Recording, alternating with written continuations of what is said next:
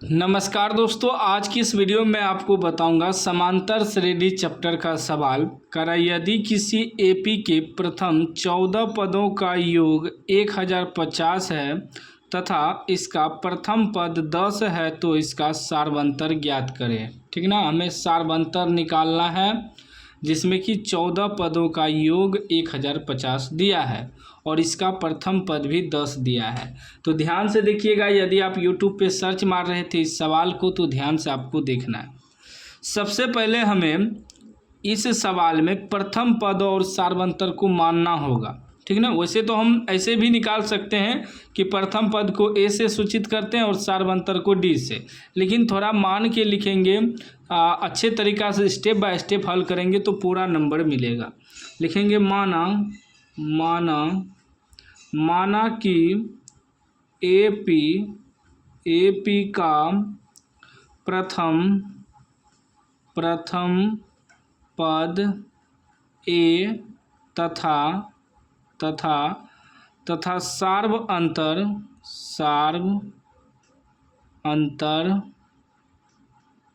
D है। मान लिए माना कि एपी का प्रथम पद ए तथा सार्वंतर डी है। अब प्रश्न से चलेंगे। अब सवाल क्या कर रहा है, यदि किसी एपी के प्रथम 14 पदों का योग 1050 है। ठीक है ना, 14 पदों का योग कितना है, 1050 है। थोड़ा आप लोग ध्यान दीजिएगा, समझिएगा। ठीक है ना, थोड़ा मैं आपको इस सादे पेज में समझाता हूँ। देखिए सूत्र क्या होता है, योग वाला जो सूत्र होता है एस एन बराबर सूत्र होता है n/2 into 2a plus n-1 into D. यह सूत्र होता है योग वाला। तो यहाँ देखिए एस एन, यहाँ एन है तो इसीलिए यहाँ एन लगा हुआ है और यहाँ भी एन लगा हुआ है। वही कह रहा है 14 पदों का योग, मतलब एस 14 जब निकालेंगे एन की जगह 14 रख के तो ये हो जाएगा n/2। तो एन की जगह क्या है 14/2 हो जाएगा इंटू 2a प्लस एन की जगह फिर 14 लिखेंगे -1 इंटू डी, ई हो जाएगा। ठीक ना, और इतना बराबर हमें दिया है 1050। तो यहाँ सूत्र पे बैठाएंगे, यहाँ लिखेंगे एस एन बराबर सूत्र होता है n/2। ठीक ना, 2a plus n-1 into D, यह सूत्र होता है।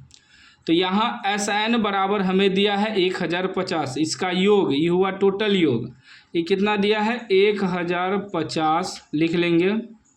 ठीक, बराबर n/2। अब 14 पदों का योग मतलब n बराबर 14 रखेंगे।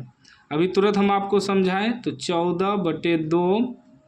ठीक, 2a यहाँ कर रहा है सवाल में तथा इसका प्रथम पद 10 है, मतलब प्रथम पद यानी कि a बराबर 10 दिया है तो a के जगह 10 रखेंगे प्लस n-1, n के जगह 14 रखेंगे। हम पहले ही आपको समझा दिए रफ में थोड़ा, तो 14 घटा 1 इंटू डी तो हमें निकालना है, सारवंतर निकालना है। ठीक ना, तो ये हो जाएगा 1050 बराबर इस 7 दूनी 14, 7 बेर में कट जाएगा, बच जाएगा 10 दूनी 20 प्लस 14 में से 1 घट जाएगा 13 गुना डी करेंगे तो 13 डी हो जाएगा। ठीक ना, तो ये हो जाएगा 1050 बराबर 7 से दोनों गुना होगा, 10 दूनी 20 होगा ना, तो ये हो जाएगा 7 दूनी 14, 140 प्लस 13 और यहाँ डी भी लगेगा। 14 में से 1 घटेगा 13 गुना डी करेंगे तो 13 डी हो जाएगा ना, और ये हो जाएगा 13×7 91 डी।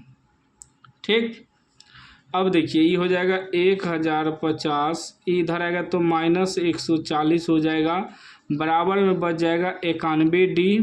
ठीक, अब घटाइए तो 0 में से 0 घटेगा 0, 5 में से 4 घटेगा 1, 9 में से 1 घटेगा 10 में से 1 घटेगा 9, 910 बराबर 91 डी बच जाएगा। कटाइए तो इसको 91 × 91 और 0, यानी डी बराबर कितना निकल गया, डी बराबर हमारा 10 निकल गया। तो डी क्या है, डी हम यहाँ क्या माने हैं, सार्वंतर को डी माने हैं, तो यहाँ लिख देंगे अतः